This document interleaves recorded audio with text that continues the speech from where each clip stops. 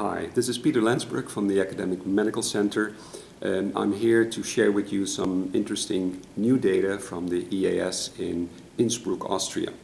There's two really small, more or less poster-like presentations that I think I should draw your attention to. With regard to PCSK9 antibody treatments, in the trials there was some concern about neurocognitive disorders.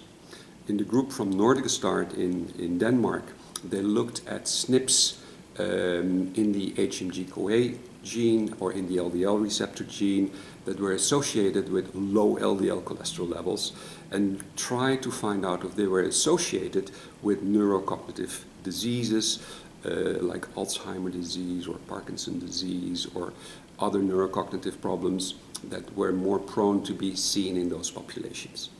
And fortunately enough, there was no sign that patients with low LDL cholesterol based on this genetic SNP profile had an increased risk for these two diseases. Second is not a poster, but it was sort of a release during the EAS. One of the most promising treatments where everybody was quite excited about is ApoC3 antisense oligonucleotide, potentially a very important treatment for patients with high triglycerides.